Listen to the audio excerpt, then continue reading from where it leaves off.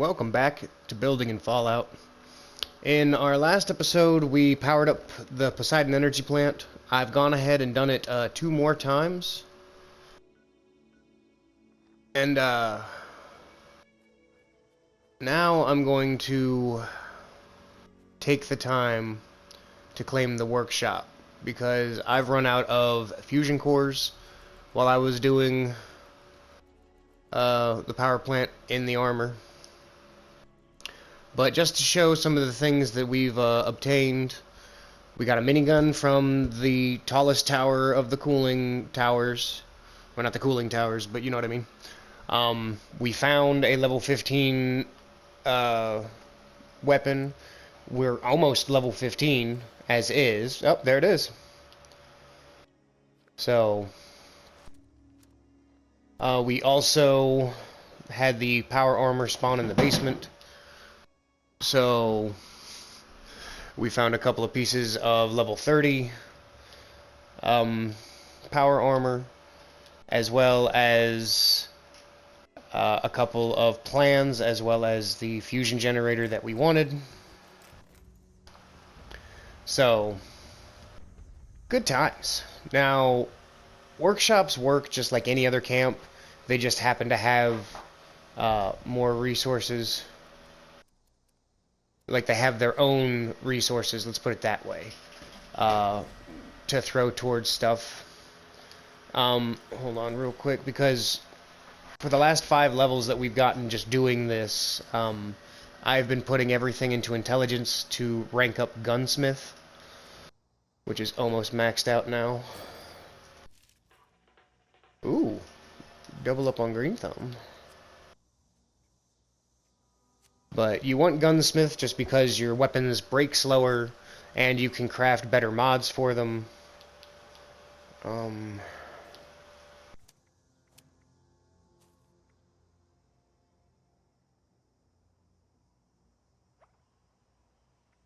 there's no way to rank that up. Never mind. Haha, I knew that.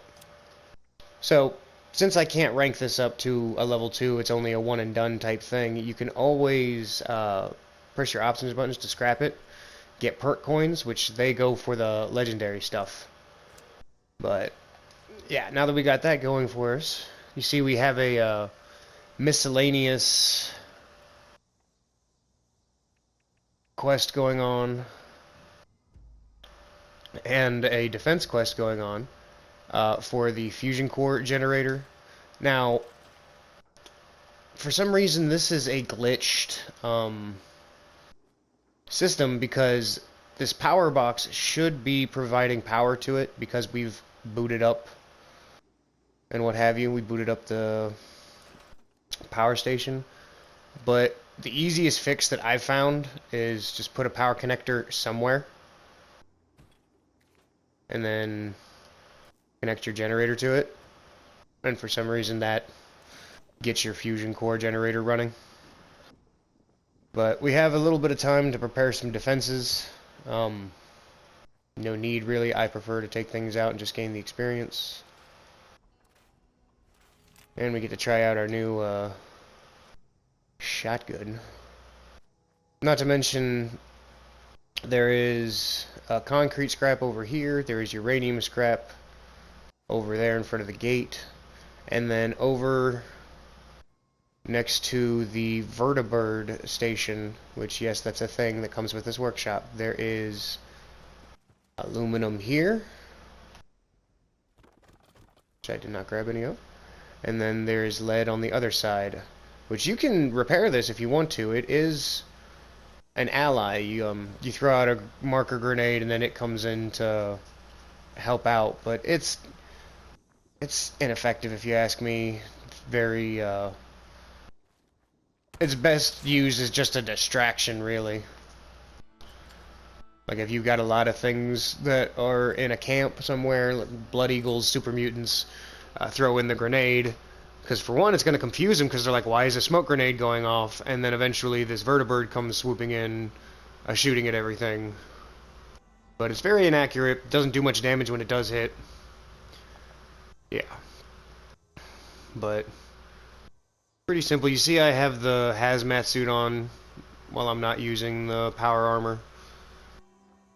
Just because I figured if I'm not going to have any armor, I might as well have radiation protection. Here, Farragouli Ghoul Ghoul. Come on. Not to mention, not wearing anything gives you a bit of boost to your stealth, which can be super useful.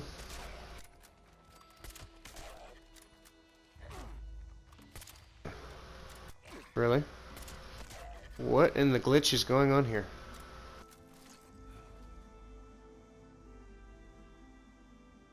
Okay, well. You're saying there's one more somewhere? Yeah, that was weird. Guess that's what I get for spamming bats.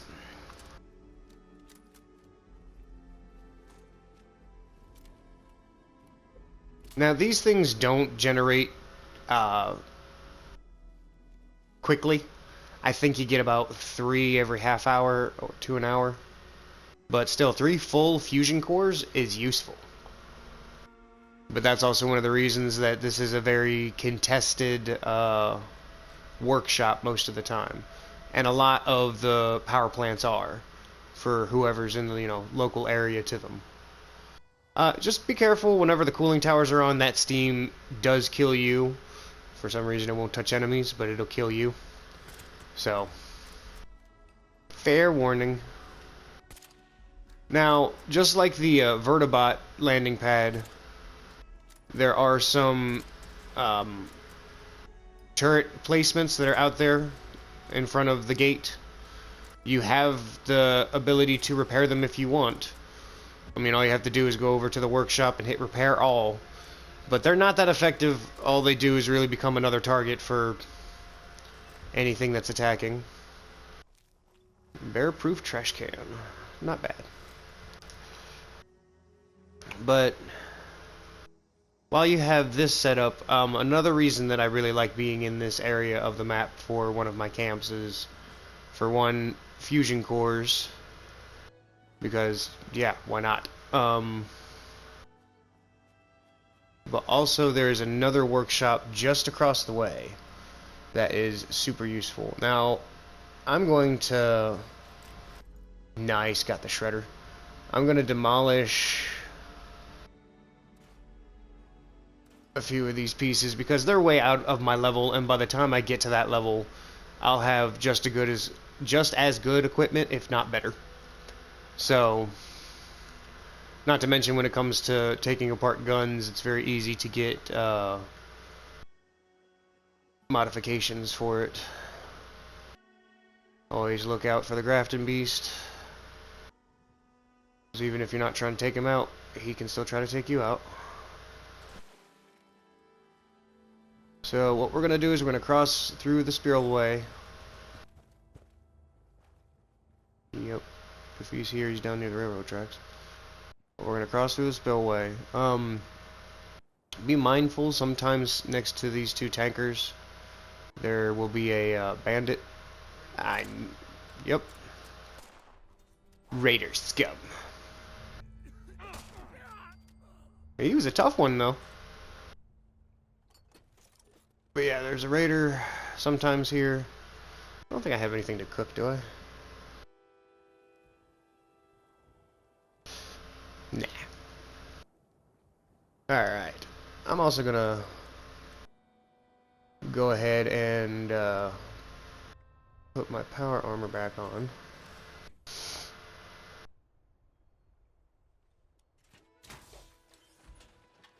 Now, one thing when it comes to the hazmat suit, once you get in the power armor, you'll notice that it'll unequip the hazmat suit, which then leaves your head uncovered at this point if you don't have any parts scavenged for it. So I like to do is equip this, just a couple of things, at least the gas masks. That way you are blocking some airborne diseases. Now at this point, what we're doing is we're going to be juggling workshops, and it's pretty much a full-time job to do that. But If you're on a slow server or you have Fallout First and you're on a private world, it's very easy to do. But this is a very good way to breeze through levels 10 through 20. Just because you're getting decent amounts of experience, they're constantly going to be throwing up defense missions for you. You have all the resources that you can be harvesting from. So we need to clear the enemies, which usually it's mongrels. And occasionally, yep, occasionally you'll walk past somewhere that has a rad roach. But usually there's nothing tough initially. This is more of a when they send in waves of super mutants and stuff like that later on is when it really gets. Oh, right in the mouth. I kind of feel bad for Pooch.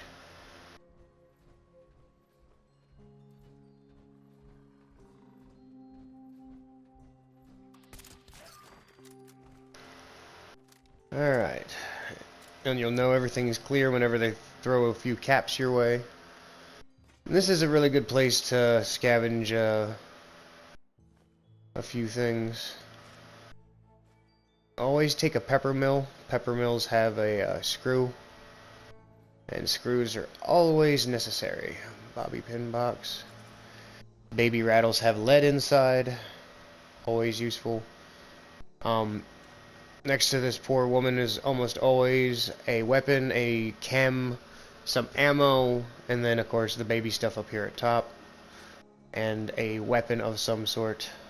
Firearm. There's usually a melee at the bottom. And then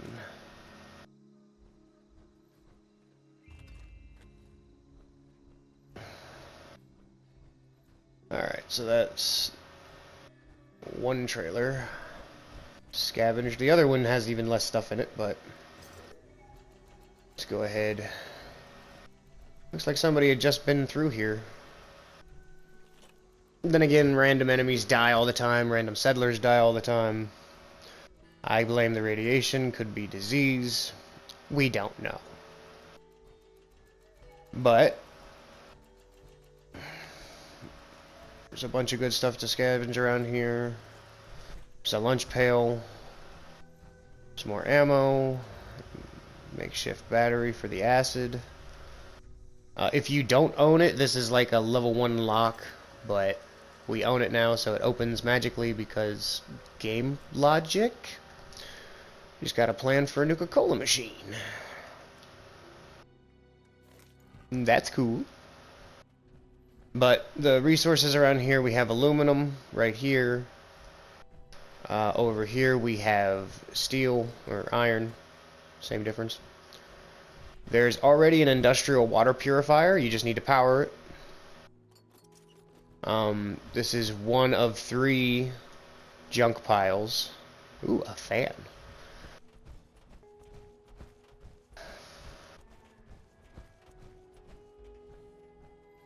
And there's always Ragstad here as well, so if you just need a little bit of meat that gives you carry weight, there you go. But this is the second of 3 junk piles. And then if we go on and run over here, we have the third and last of the junk piles, and well, I heard you. Where you at though?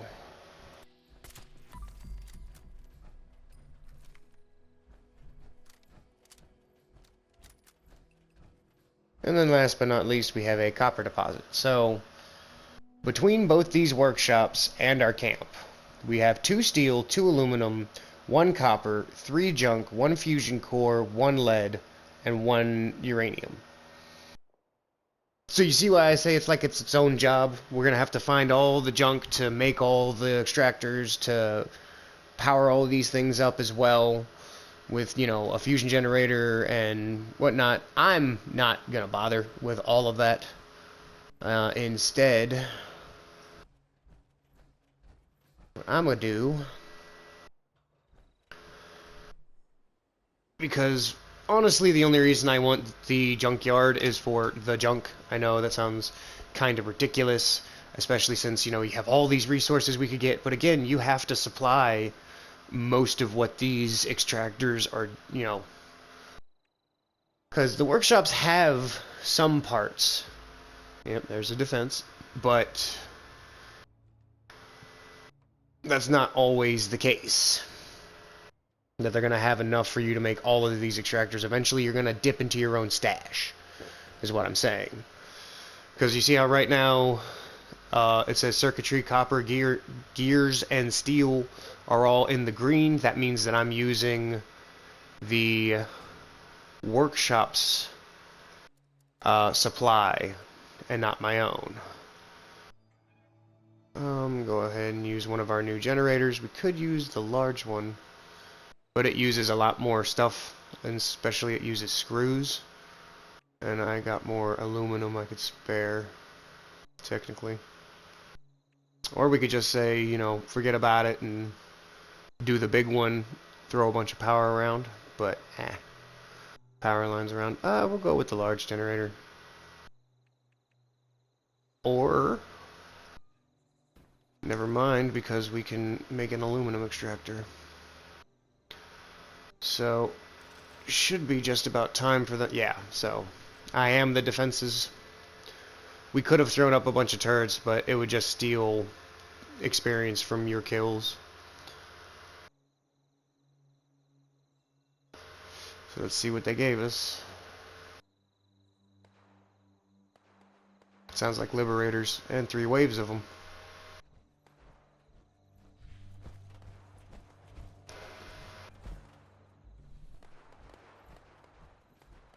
I don't know what they're targeting, but I don't like it.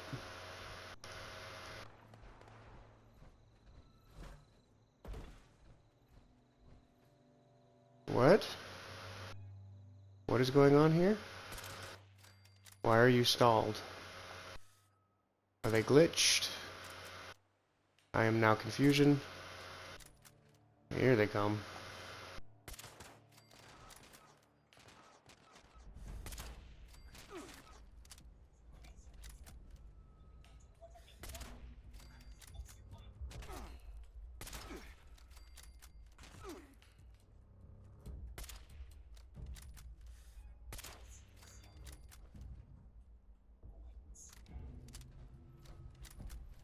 Alright, one wave down. And those ones decided to take a different path. Alright, well.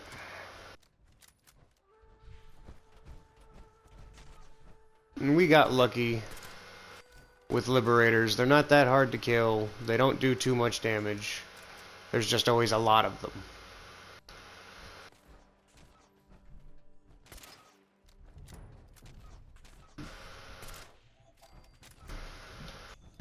Honestly, a well-placed grenade is usually the best bet for these guys, but I'm just terrible with explosives myself. Because they like to travel in packs, at least when they're doing these waves for events and stuff.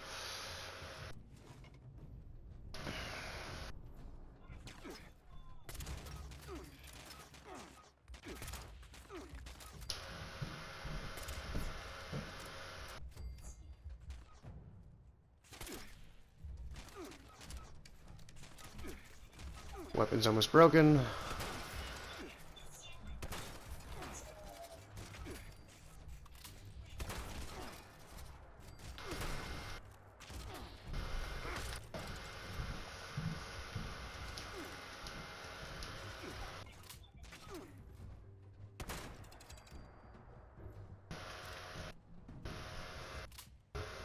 Alrighty daddy then. Uno mas. What are you doing all the way out here?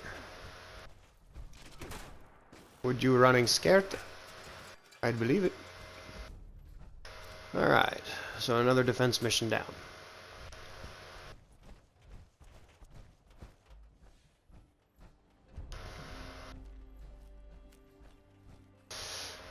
A bear-proof trash can again? Well, how about that?